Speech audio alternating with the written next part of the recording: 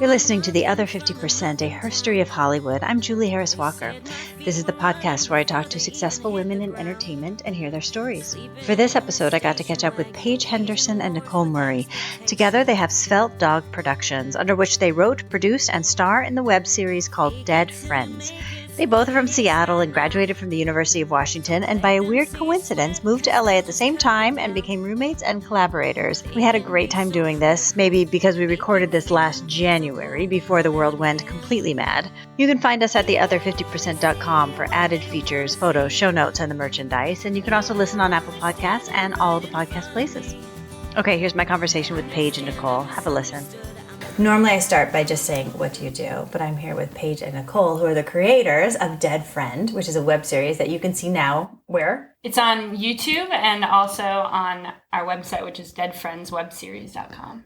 Okay, let's start at the very beginning, because you guys are a couple of Seattle girls. Yeah. And I think everyone knows I'm a Seattle girl. They went to UW, which is what we call the University of Washington. And I love the story of how you guys met and ended up in LA and ended up being creators. So Paige, why don't you start? Where did you grow up? Just go to the very beginning. Did you always know you were going to be a filmmaker? Did you have other interests? So I grew up in Port Orchard, Washington. I'm a quasi-Seattle girl. I just say Northwestern girls. Northwest. Well, I feel like everybody from Washington State says they're from Seattle, but then you're actually from Seattle, and it always makes you feel a little... And I'm like, you're totally not from Seattle. I don't know why you'd say that. Poser. So I grew up in a small town in Washington. I started doing community theater when I was like 4. We had a community theater at my church that I went to at the time, and then it moved out of the church and became its own full-fledged theater. So I just grew up doing it. Always really loved acting. What show did you do when you were 4? My first show was The Wizard of Oz, and I was a munchkin, obviously, and I was not supposed to be in the Lullaby League because I was too little, but every single night I would just go out and do it with them because I was like, I'm the youngest and I always hated being a baby, and so I was like, I'm not too little, and so every single night I would go out, and every single night the director would be like, Paige, you're not supposed to go out, and I'd be like, okay, I won't, and then the next night I would go out and do the Lullaby League. Oh my God, such a diva. So, yeah, I always wanted the spotlight. That's awesome. And a rebel. And a rebel. Diva, a rebel, a Lullaby Leaguer. Okay, so you grew up in that community theater. Yes, grew up in community theater, and always wanted to know, always knew I wanted to act, but, it never felt like a real thing when you're not in the industry. And in Port Orchard, how are you thinking? Exactly, yeah. How does that happen? Exactly. And so I went to college. I almost moved to LA like 3 times.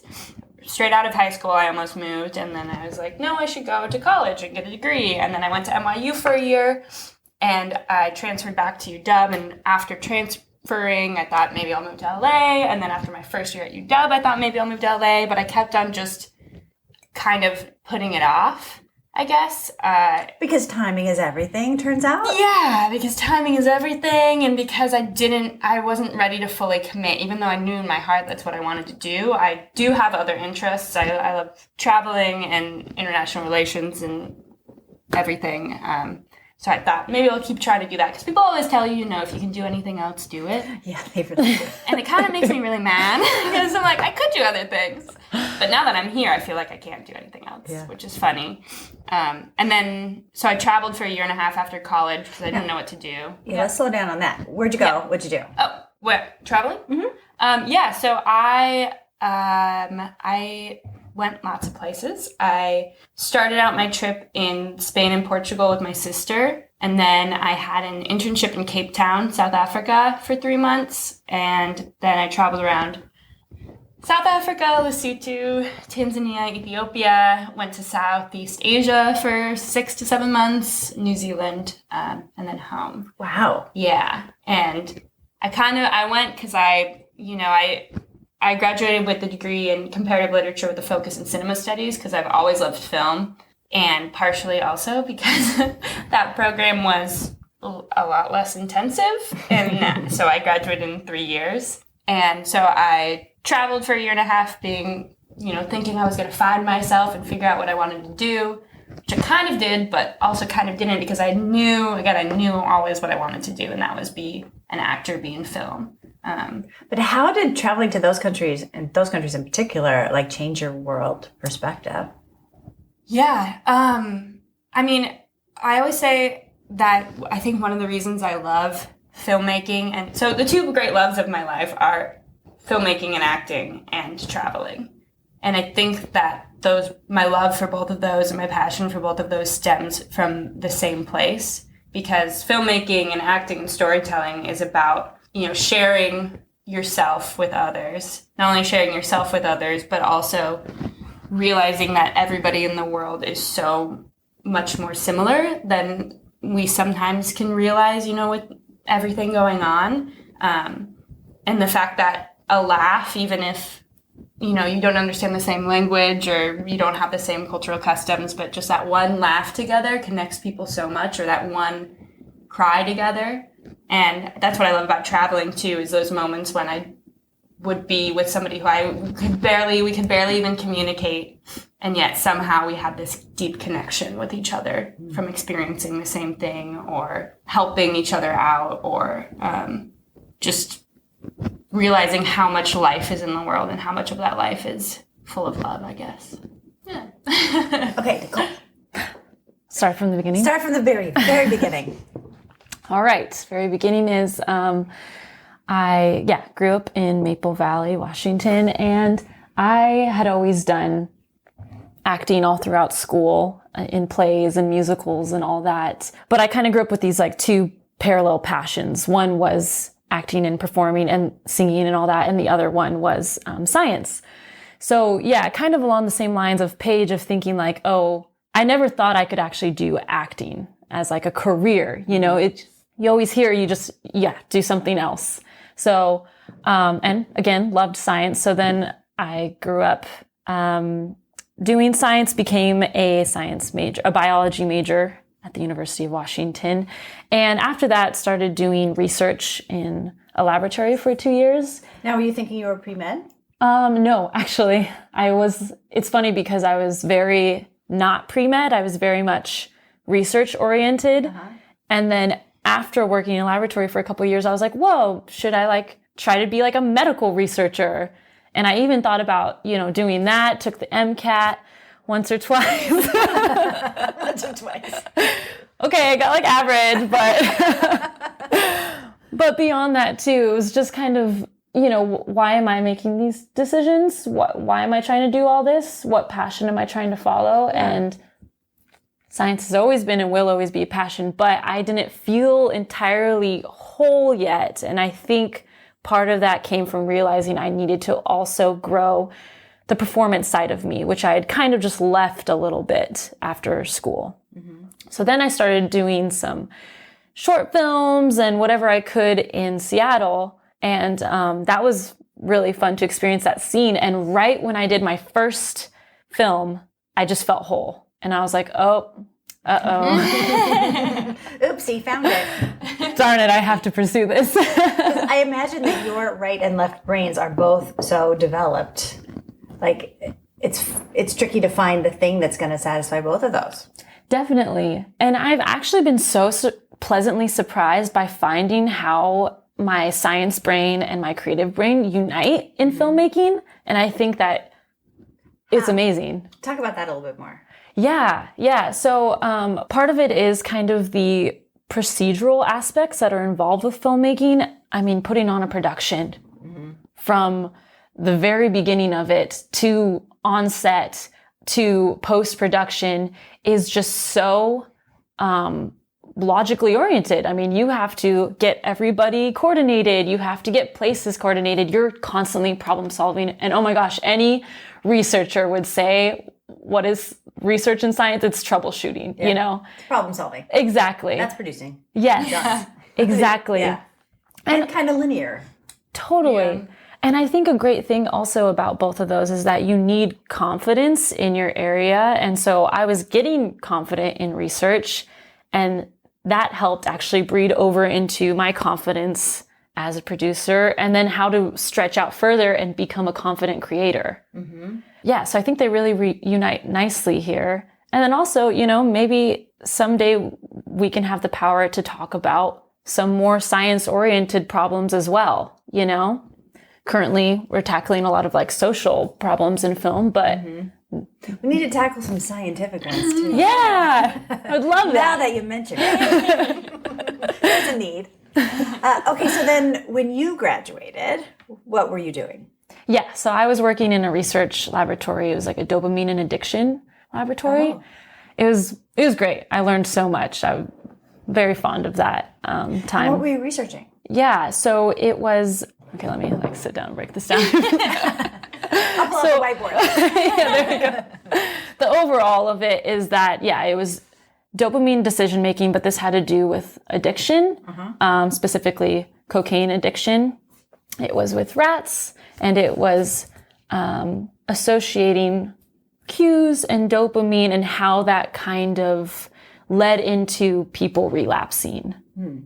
Well, we weren't doing people research, but it was kind of along the lines of relapse in addiction. Like what gets someone to make that decision to go back? Yeah, there's cues associated with it and associated with the dopamine reward circuit. Yeah. So that was so cool to be involved with that and see like there's the brain chemistry piece of it. Yes. But like the rat doesn't have, and I'm going to affect my friends and family and lose my job. And it doesn't have all those other social factors that weigh in.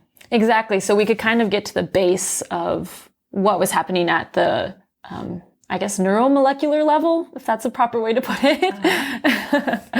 Yeah. So I really enjoyed that and the problem solving that went along with it, as well as next steps, thinking of next steps. And film is so much like that too. I'm just throwing it right back around. Like this happened, so now what? Yeah, exactly. Always the next steps, always ways you can be moving forward, always ways you're fighting for your research, your passion, your story. So then what made you think to come to LA? Yeah, I knew that I loved, after that first time of being on set, I knew I had to pursue acting.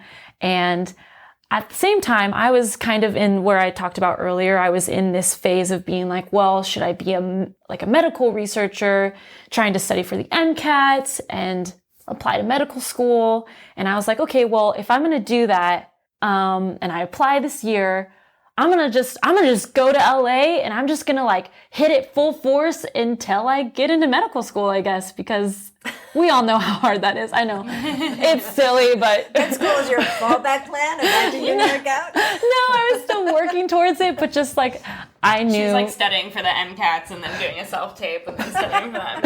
Exactly. I'm just like so much in the mindset of like, if I have two passions, I'm gonna pursue both, and then like. Maybe they can collide, or maybe one will hit and I'll go with that. And, I was just kind of finding myself a little, figuring it out. So, what's so funny to me is just the pervasive, probably internet hate spewing that thinks actors are dum-dums. Right. Like, come on. Like, I've yet to really meet a dumb actor. Totally. Yeah. Well, and even the study of being a human and the human experience. I mean, that is not only brave, but is very intellectual, I would say. I mean, I see some actors and the way they prepare, and I'm amazed. They're just such hard workers. Hard workers, you have to be very analytical to be able to break down a script, in a good way, break down a script in a way that is strong and real, and knowing a lot about human psychology and philosophy and it's work, and it's a lot of work. It's exhausting.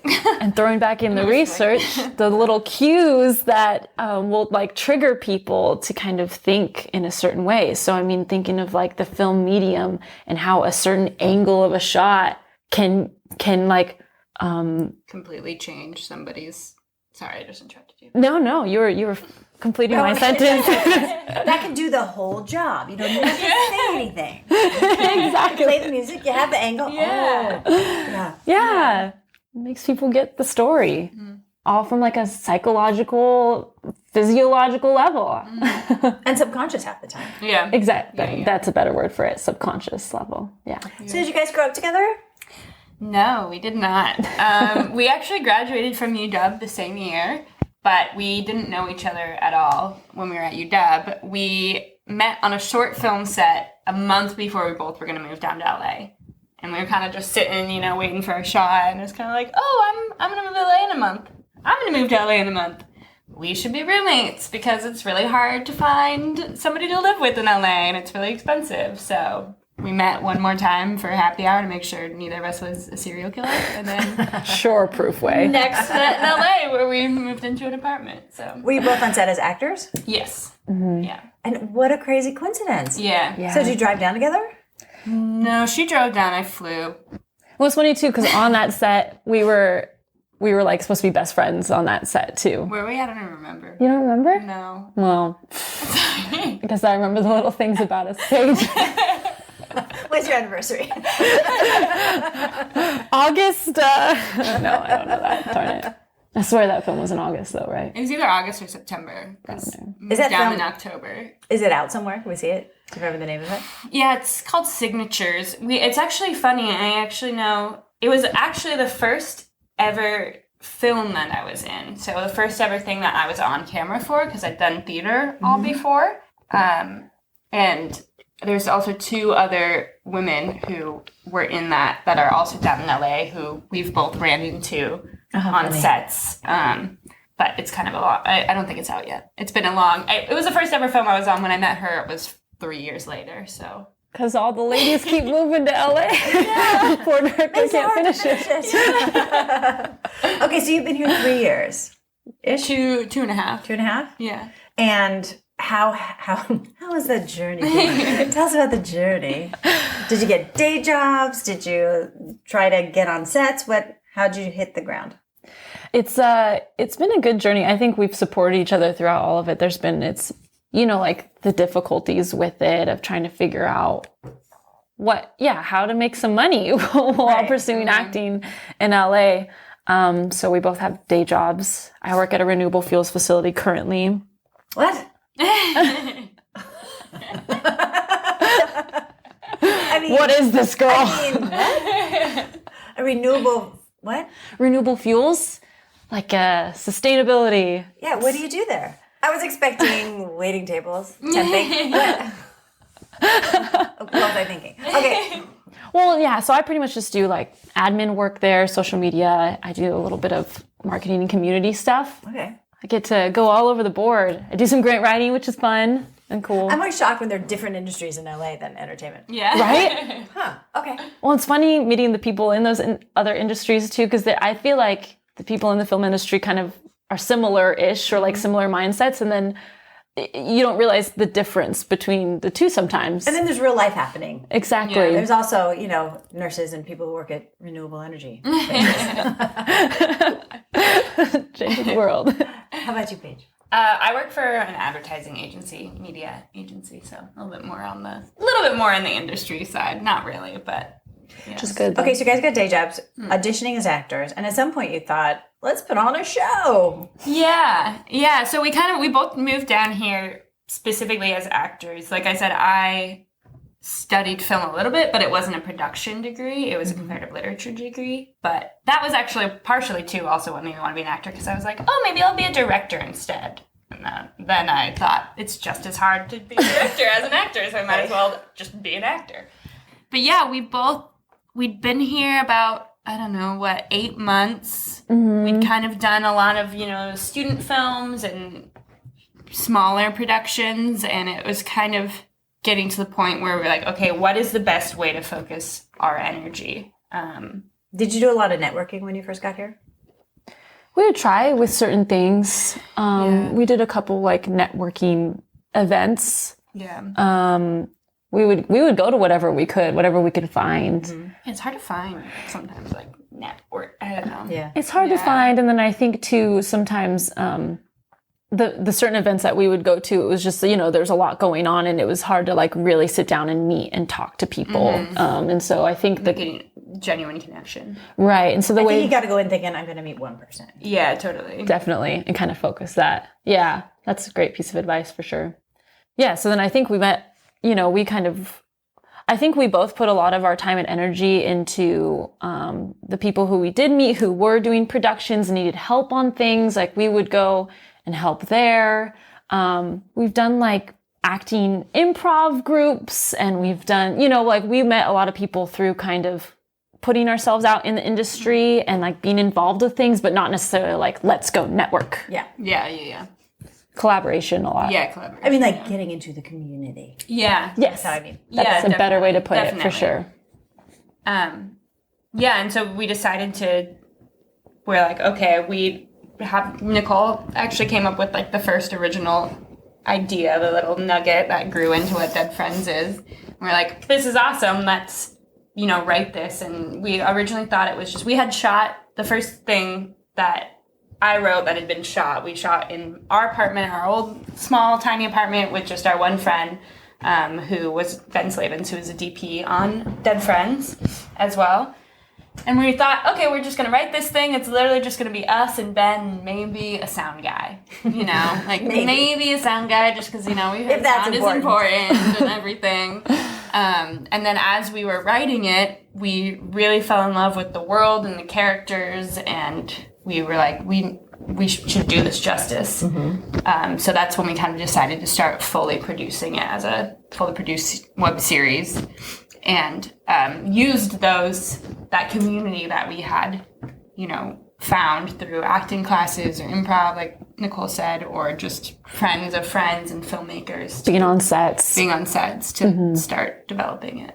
Okay, so give us the pitch of the series. Yeah. All right. So Dead Friends is about a girl named Mel, who I play, who moves in with her new roommate Keely, who Nicole plays. And Keely is obsessed with this guy she knows that died. She's convinced that they're dating and in love, even though he's dead.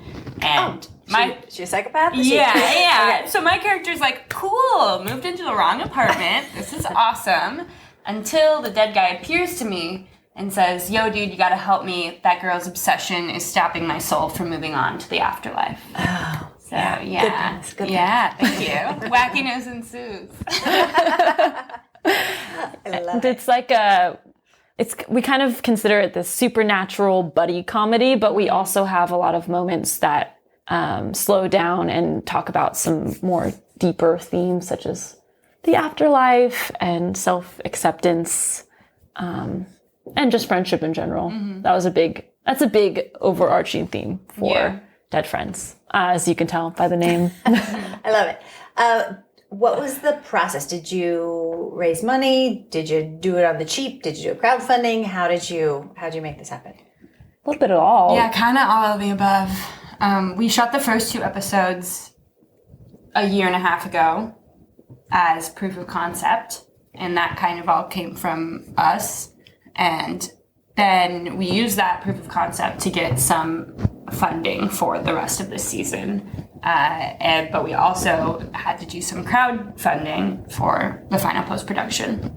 So it was kind of all the things. What did you learn from crowdfunding that you didn't expect? That's a good question. It's a lot of work. Oh my gosh, we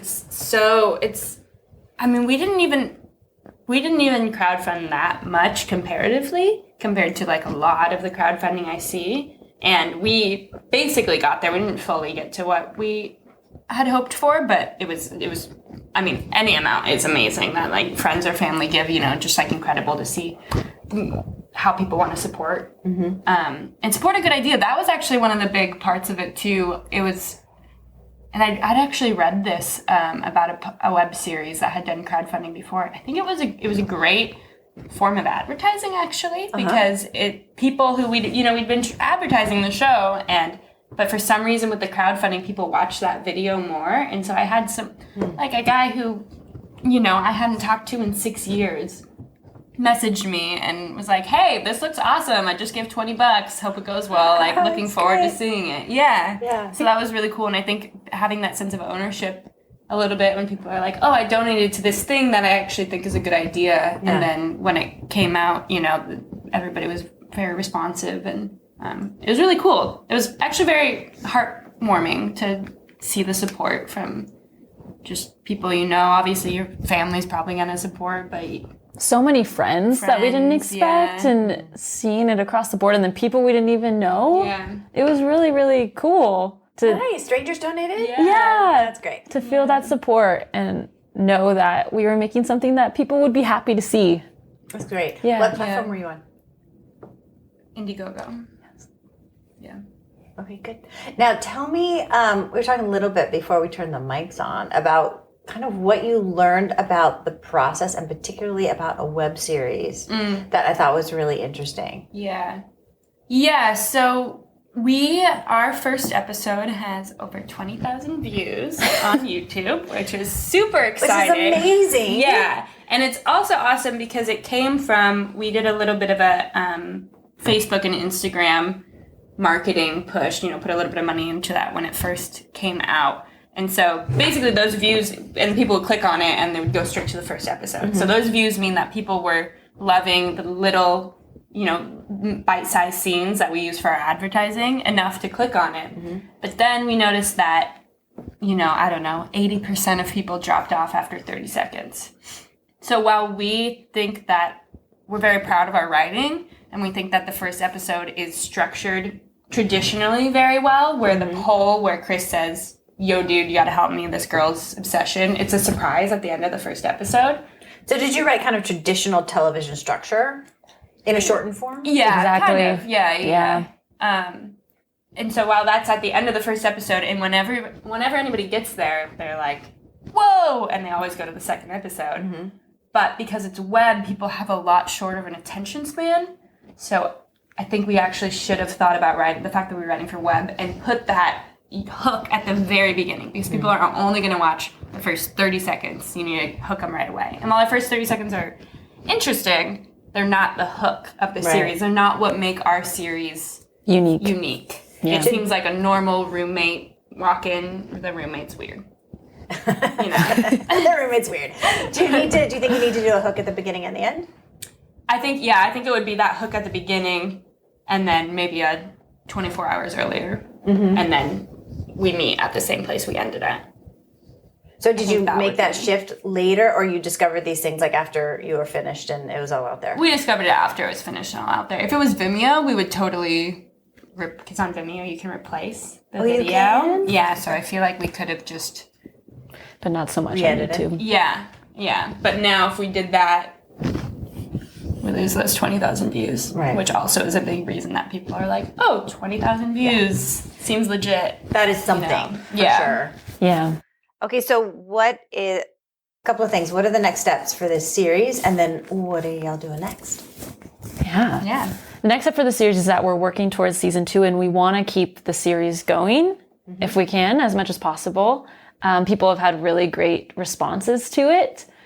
Along the lines of that, we're also looking at expanding it into a full series. So we kind of have a dual approach right now to what we're doing, because it's a web series that the first season is 8 episodes, 5 to 10 minute episodes each. So it's really bite size. And so we have season 2. We have the whole 5 season arc. We have season 2 already as the web series that we're pushing for and would love to. We have a lot of our fans that have been asking for it, and so we would love to develop it as the web series, but we also simultaneously are developing it as a full-length show. So we have, our pilot script, we're trying to pitch it, because there's, a lot of web series like Broad City or High Maintenance, things that started out as web series and became fully fledged shows. So that is definitely the, ultimate goal, because then we can still do season 2, but it would be full-length episodes as well. But we also, we love this series, and so we want to continue it however we can. So if that means somebody's interested in helping us develop it as a smaller web series for season 2, we'll also go that route. But we kind of are juggling both at the moment. Yeah, and then in parallel with that too, we want to continue making productions and building ourselves up as our production company, which is Svelte Dog Productions. And so we're also currently writing other scripts and in the process of filming another short film within these next few months. Just trying to keep that filmmaking muscle flexing, exercising. That way we can keep up with the skills we've learned and continue putting content out there. And I wanted to ask, because both of you have a background in acting, but this you also produced and wrote and directed some, and I assume did the post-production and the marketing and all the things. Like, how did you learn all the rest of it, and how did you like it? Oh my gosh. Yeah. Learn by doing a lot. Thank goodness for the internet and the ability to look up everything. Yeah, hard definitely. Thank goodness for friends. Yeah. Who, let you learn from their mistakes, basically. Yeah, a lot of advice, a lot of like meetups and people telling us kind of what their experiences were and us taking that and moving forward. It was nice that we had each other. We could bounce ideas off each other a lot. So if one of us learned something or had an idea, we brought it to the other, and then whatever the other had been learning, we could mix the two and say, no, in light of this, let's nix that, or let's move forward with this. I think having the two of us was a really big, just a really big benefit for sure. And you found out you were compatible writing partners? Yeah, definitely. I know, it's actually really crazy. I always tell people it sounds like a lie, but the writing process was literally 50-50. I feel like a lot of times there's somebody who's a little bit more, a little bit less, but it was fully, maybe like 51-49 because I typed. So I had to put in some physical labor. She wanted to type. Mostly I'm a control freak. So I get that. I like to do the typing. Yeah. I don't like it, so that was good. That worked out really well. See, so we're perfect writing partners. Perfect. So was this like the most fortuitous coincidence that has ever happened? You guys running into each other? Because it seems like you did become friends, you became collaborators, and now you have a company together. Totally. Oh, Like so that crazy. Worked out. Yeah, it really worked out. I think that it actually helped that. So when we moved in together, we weren't friends. I thought we were friends. No, but we had just met. We'd only met like 2 times before we moved into it with each other. Oh, so you were thinking we're roommates, it's fine, and you were like, I'm moving in with my friend. Yeah, I was like, okay, perfect. I'm not living with a friend. You're best friend.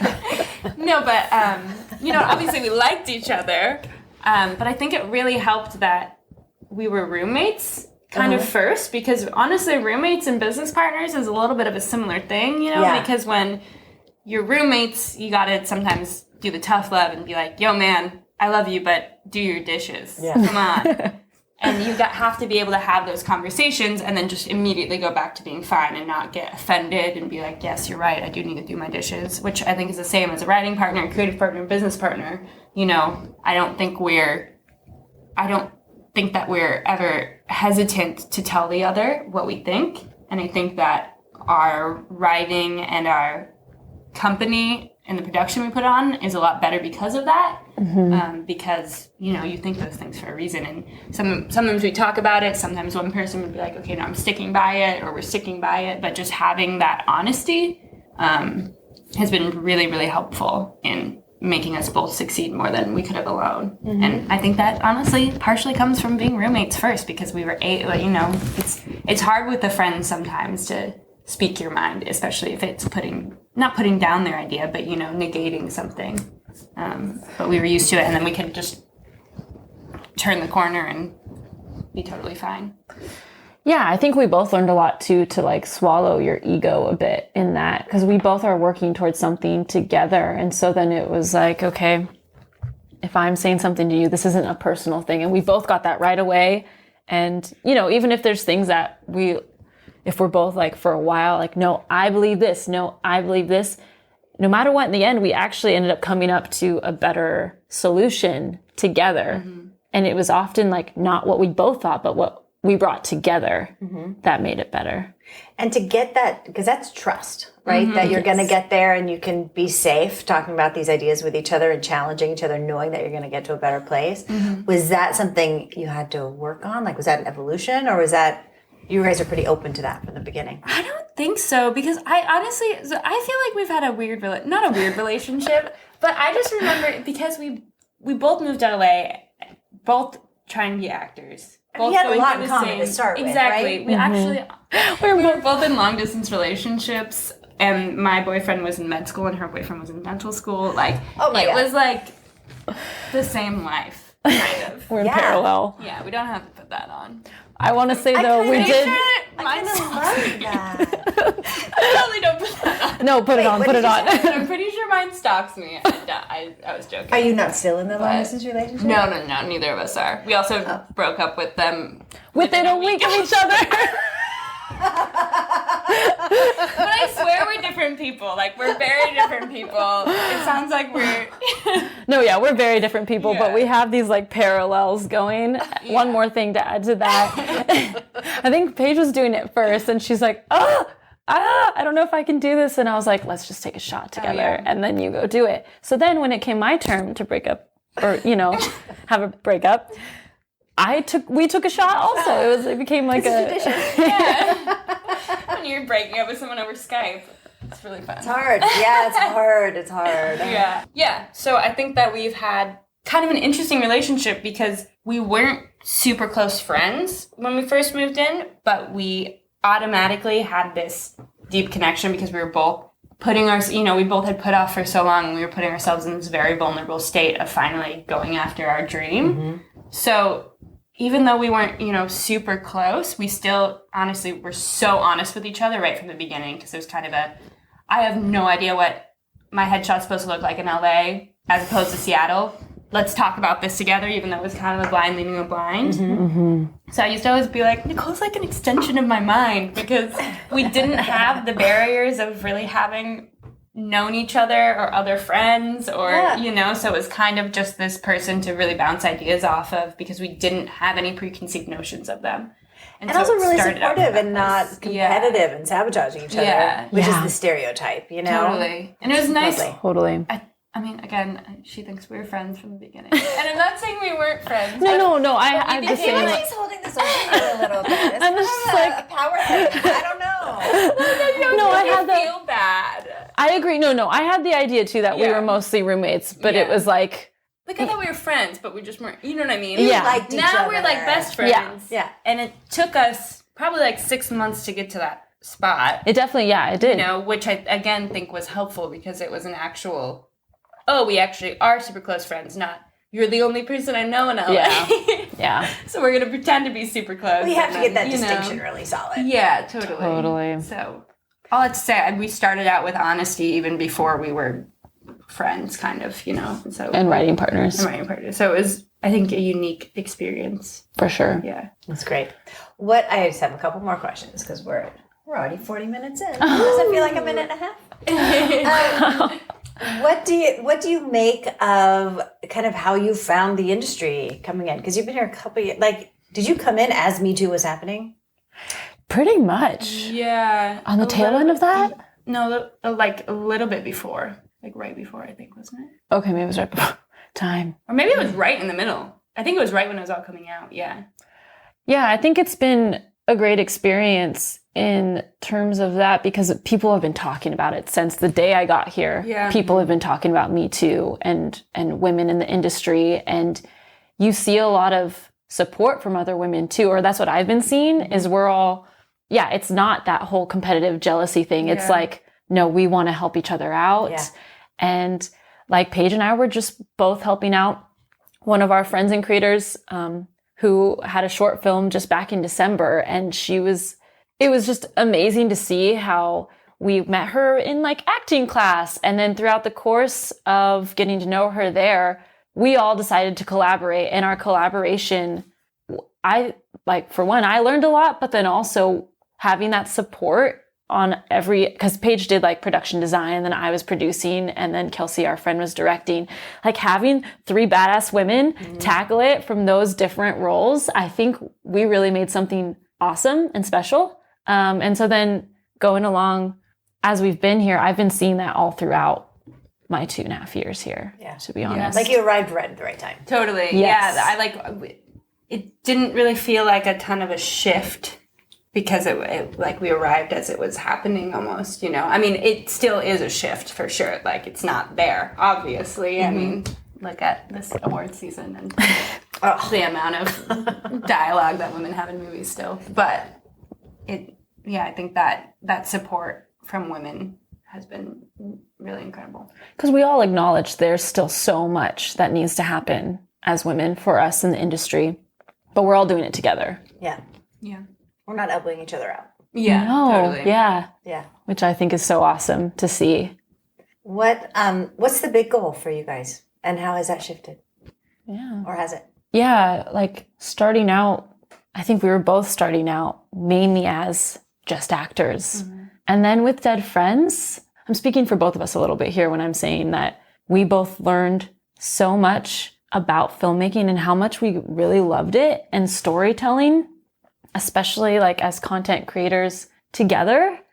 And so now a big goal that we've talked about as a production company is continue making films and content together, while also still obviously as separates pursuing our acting career. I mean, I think that's kind of our big number one passion here. But like, what a cool thing to find that we also love the filmmaking process and film itself so much, and that we can do those together, filmmaking and acting. Yeah, I think it's definitely shifted to with Dead Friends, like Nicole was talking about. I mean, we're both still pursuing acting as well outside of our production company and the things we're doing. But I mean, seeing people like, you know, Abby and Alana with Broad City, and then Maya Erskine, I don't know how to pronounce the last names, and Anna with Pen 15, those showrunners. It's so funny. It's so good. Yes. It's so good. Those show, you know, that women comedy duo, showrunners that are also acting in it, and then also have these acting careers outside. Like, that would be the ultimate goal for us. Definitely. Yeah. And I think that definitely shifted with Dead Friends, where we were like, oh, we can do this, and we really enjoy this aspect of it as well. It's not just, we're not just writing just to create roles for us to act. We're writing and creating because we love the act of doing all of that. So it sounds like what you thought was possible got way bigger. For sure. Yeah. Yeah. And I mean, yeah, like I said, you know, when I was in college, I was like, maybe I'll be a writer, maybe I'll be a director. And then that made me be an actor. And then moving to LA, it's kind of like, oh, wait, I still also don't have to put that stuff on the back. I can do all the You know, things. I can do them all. And yeah, I just, it feels so good to, you know, be active and creating and storytelling. Even if 10 people see it, it's always a high, I guess. Well, and then 20,000. Yeah, that was so okay. cool. I was like, there's more people than just my mom saying it's good. Totally. And even beyond, the views and everything, when we were on set and stuff, it was so cool. Both of us kind of like, we had each other for support, and we would help build each other up if one of us was feeling a little overwhelmed or anything. But then also the set itself, it just... The energy. Yeah, it was such a great energy, and everybody was having a good time, but also we had brought in so many great collaborators. It just felt like such a success, even just being on set. Just the process. Yeah. Was a success. Yeah. Totally. How did you, were you conscious about creating that atmosphere on your set? And how did you do it? Yeah, I think definitely. I think especially for a comedy, for a drama as well, the energy on set is very important. But, you know, I think for the actors in a comedy, sometimes you can live or die with the energy on the set, because loose. Yeah. I mean, just think about if you're performing a comedic play and nobody's in the audience is laughing. You should be able to keep going as much as you can, but you're definitely gonna, you know. I mean, how funny is it? Yeah, exactly. You're like, oh God. So I think we definitely tried to create an atmosphere of, you know, professional, we're here to work, but also we're here to have a good time and create something that we're all enjoying creating, and that I think that comes through in the final product. Definitely. We had a great team. The actors were all great, and all the crew was all great, and it was really fun. I want to go back. I know. Me too. It was such a good time. What advice do you have for people coming up behind you? I would say one thing that was people ask us a lot is how we got it done, I guess. And because just that, can we say, just getting it done is a giant feat. Totally. And we learned so much throughout the whole process, both as filmmakers and also if we never made another film again and just went back to just acting, learned so much being on the other side. And so I think one thing that I would say is, like you said, just doing it is huge. So we wrote Dead Friends in, I think, a month. We wrote the whole first season. And we did that by scheduling out meetings and never ignoring them, like never canceling, treating each other like we were meeting with a, I don't know, HBO exec, you know, treating it like you're in this business. Maybe nobody else sees it as your career yet, but you know it's your career. And so I think you can do that with yourself as well. Literally write in your planner or on your phone, you know, 7 p.m. to 9 p.m. writing session. And don't even one time cancel it unless you know you have something, unless you have an audition or something. Like honor that commitment. Honor that commitment, and it's amazing how much you can get done. And also the respect that you start gaining for yourself. And when you start gaining respect for yourself, other people see it. I mean, even just from Dead Friends, we both kind of had a little bit of a lull in our like booking right before that. And then I think that the confidence that came with it and our just ease, we both have been booking a ton this past year. Just acting wise as well. Yeah. So it's just, I mean, people always say work begets work, and it might not be in the way where somebody sees it and puts you in something, but just that energy and the drive, and giving yourself the respect that you would give anybody else in the industry, I think. And adding on to that just a little bit too, also, I think a big thing is finding your collaborations. Whether it's with a partner, which I think definitely really helped us both keep each other accountable. And then again, that idea bouncing. But then also like throughout the whole process, it was friends and collaborators who taught us certain things because they had, you know, been in the industry. They had been on other sets that we hadn't been on. And so their ideas coming in, I think really helped us because of people's advice. And then on set, you know, they have a certain perspective and eye that we weren't coming from. And so then when those two met, it made the whole thing better.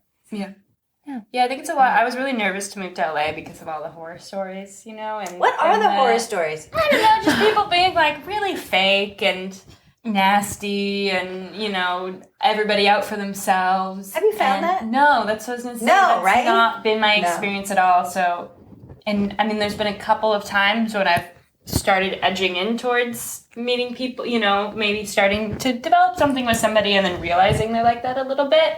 And just, I think it really is a lot about who you surround yourself with and the energy that you put out.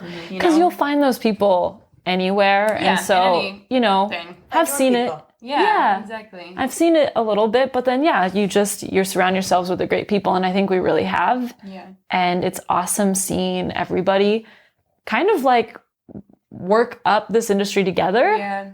That's how it works. Yeah, it's so cool. Yeah. And you're always like so proud of what your friends are doing because the next thing you know, this friend's doing something badass and this friend's doing something badass and then you're doing something badass and you're all helping each other out. You're all helping each other and then you're all inspiring each other and How can people find you? People can find us by searching YouTube, Dead Friends Web Series. We also have a website, deadfriendswebseries.com. You can find us on Twitter, deadfriends_boo. I just started running it and I don't know anything about Twitter, so here we go. Doing great. And Instagram, deadfriends_webseries. Facebook, Dead Friends Web Series. There's a theme here. And then... Do you have a website for Svelte Dog? No. Can we talk about the origin of that name, please? Yeah. Yes. That's great. Yes. So I don't know if you have seen our logo at all. Our logo is a picture of a morbidly obese dog. And it was my dog from childhood. Her name was Sally, and she was half Chihuahua, half Terrier, so she had a tiny head, and she was always really fat, so she had a tiny head and a huge body. And we always called her Salsa the Fat Dog, or Fat Dog. But every once in a while, she would lose like a little bit of weight because she was out running a lot, and so my dad would call her Salsa the Svelte Dog. And I just found this photo of her from when I was back home a couple of years ago at my parents', and it is so funny. She's so freaking fat. And I was like, this is awesome. I think it should be our production company logo. Fat Dog was already taken, so...